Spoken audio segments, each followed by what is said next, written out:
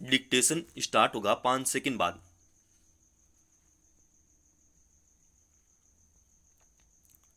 Start. देश की आर्थिक स्थिति के आकलन में एक जरूरी पक्ष यह भी होना चाहिए कि आम लोग खाने पीने की चीजें खरीदने और उपभोग करने में कितना सहज महसूस करते हैं।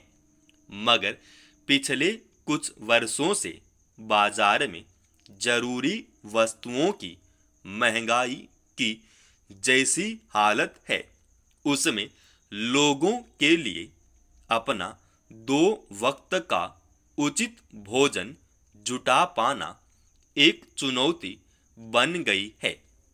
राष्ट्रीय सांख्यिकी कार्यालय यानी NSO की ओर से जारी ताजा आंकड़ों के मुताबिक खाने पीने का सामान महंगा होने की वजह से खुदरा महंगाई सितंबर महीने में बढ़कर 5.49% पर पहुंच गई। पिछले 9 महीने में खुदरा महंगाई का यह सबसे ऊंचा स्तर है। इस पर काबू पाने के सरकारी दावों के बरक्स हकीकत क्या है, इसका अंदाजा इससे लगाया जा सकता है कि भारतीय रिजर्व बैंक लगातार खुदरा महंगाई 2% की कमी या बढ़ोतरी के साथ 4% के स्तर पर बनाए रखने की कोशिश कर रहा है, मगर यह 4% की उस सीमा के पार पहुंच गई है।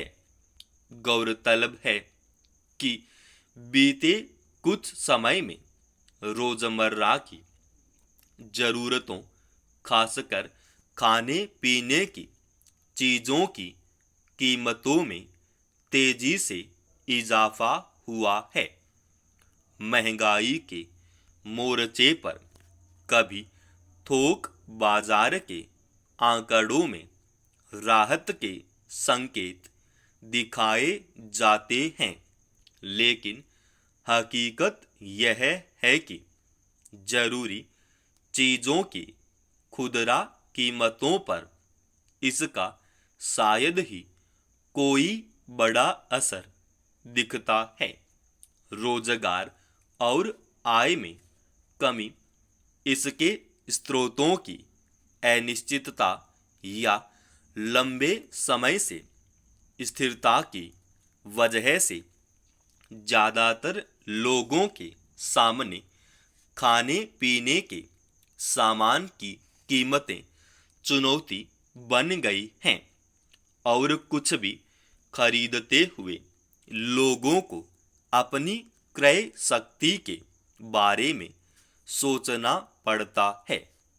हालत यह है कि बाजार में सब्जियों की कीमतें जिस तरह आसमान छू रही हैं, उसमें बहुत सारे लोगों के लिए जरूरत से काफी कम खरीदना मजबूरी हो गई है। यह स्थिति तब है जब खाने पीने की चीजों को प्राथमिकता देने के क्रम में लोग कई बार घरेलू या अन्य जरूरतों को पूरा करने का मामला टाल देते हैं। ऐसे में समझा जा सकता है कि अर्थव्यवस्था और विकास की चकाचौंध में कितने लोग अपनी जगह बना पा रहे होंगे। समाप्त।